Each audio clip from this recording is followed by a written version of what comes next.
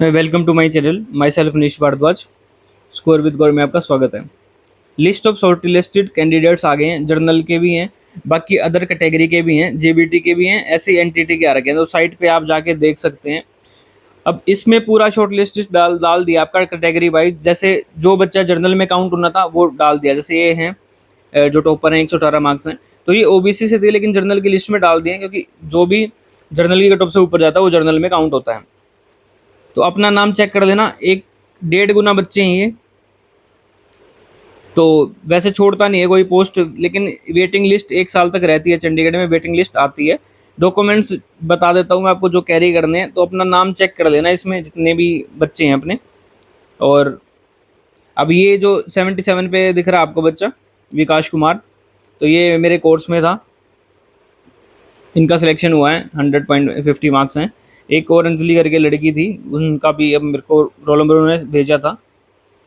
और ये अंजलि पुंडीरी हैं 136। एक आधे बच्चे और हैं, वो जब डीवी आएगा उस टाइम में वीडियो बना के इंटरव्यू बना दूंगा उनका कि कैसे क्या करा था उन्होंने। बाकी चीज़ें देख लेना। तो ये 1.5 गुना बच्चे दिखा रखे हैं इसमें। और जो मैसेज कर रहे थे मेरे को कि पीडब्ल्यूडी का क्या है, तो सारी कैटेगरी वाइज लिस्ट डाली हुई है, उसमें अपना नाम चेक कर लेना। डॉक्यूमेंट्स की बात कर लेता हूँ मैं।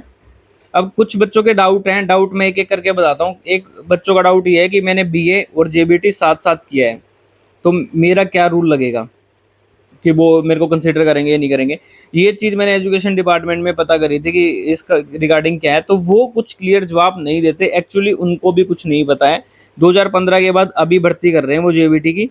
15 के टाइम पे पंजाब रूल्स थे चंडीगढ़ में, अभी इस टाइम पे सेंट्रल गवर्नमेंट के रूल है। जो भी सेंट्रल गवर्नमेंट का रूल होता है, आप ऐसे देखना कि सेंट्रल गवर्नमेंट में अगर जेबीटी की भर्ती होती है तो उसमें रूल क्या होता है, तो वही रूल ये फॉलो करने वाले हैं।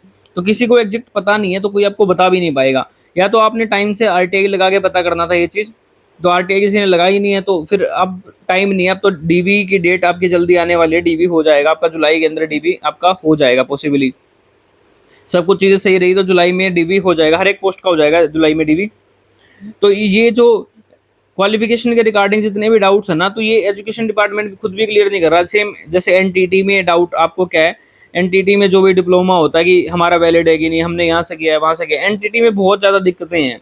अब आपको कोई एग्जैक्ट नहीं बता पाएगा, किसी की मत सुनो, वो सिर्फ आपको एजुकेशन डिपार्टमेंट ही बता पाएगा डीवी के टाइम पे।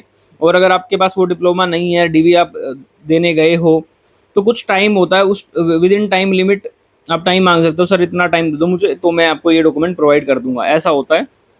तो वो आप देख लेना। अब ये क्लियर नहीं मेंशन, नहीं तो आप ऐसे करो, 10 रुपये लगते हैं, आरटीआई लगा लो आप, जितने भी एनटीटी वाले बच्चे हैं। नहीं तो देखता हूँ कि क्या पता मैं लगा दूँ। आप आरटीआई अभी इस टाइम पे लगा लो कि जो जो आपके डाउट्स हैं, ठीक है। 10 रुपये लगते हैं, ऑनलाइन लगती है। आप जेबीटी वाले भी सेम ही है, आरटीआई लगा के पूछ लो कि अगर मैंने जेबीटी और बीए एक साथ करिए तो क्या रहेगा या क्या नहीं रहेगा। नहीं तो फिर डीबी पे वेट कर लो, वो आप देख लो दोनों चीज़ों में। क्योंकि किसी को क्लियर पता नहीं है। ट्रिपल सी का मुझे क्लियर पता है, क्योंकि मैंने भी डीबी कराया, या और भी डिपार्टमेंट्स मैंने देखे हैं। मेरे दोस्त हर एक डिपार्टमेंट में है लगभग, तो उनका मैंने देखा है। ट्रिपल सी वाला मेरे को पता है, ईडब्ल्यूएस ओबीसी में बता देता हूँ आपको, और ट्रिपल सी बता देता हूँ।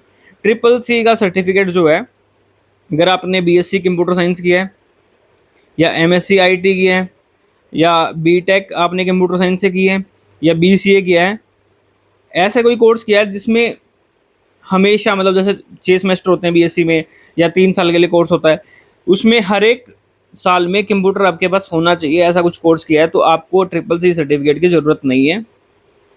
और ट्रिपल सी सर्टिफिकेट अगर आपने बनवाया है तो आईएसओ सर्टिफाइड होना चाहिए। जहाँ से भी आपने बनाया है वो इंस्टीट्यूट जो है वो आईएसओ सर्टिफाइड होना चाहिए। उसका रजिस्ट्रेशन नंबर होता है, एक प्रॉपर लिखा होता है, वो होना चाहिए। एक जैसे आपकी मार्कशीट वगैरह होती है, एक उसमें डिटेल लिखा होता है कब से कब तक किया है। तो ट्रिपल सी का तो ये है। या फिर आपने नाइलेट का एग्जाम देके उसमें कोई ग्रेड ली है, पास होना चाहिए। ए बी सी डी जो भी ग्रेड आ रही है उसमें डजेंट मैटर, ठीक है। तो ट्रिपल सी का ये है। बाकी ये वाले किसी को पता नहीं है। ईडब्ल्यूएस का मैं बता देता हूँ। ईडब्ल्यूएस का ये है, जो भी सेंट्रल गवर्नमेंट का सर्टिफिकेट बनता है ईडब्ल्यूएस का, ईडब्ल्यूएस एक तो स्टेट बनाता है, और एक सेंट्रल गवर्नमेंट ऑफ इंडिया, जो भी आपने तहसील में जाके बोला वो ईडब्ल्यूएस सेंट्रल गवर्नमेंट के लिए बनवा दो, तो वो वाला ईडब्ल्यूएस चल जाएगा आपका, वही चलता है।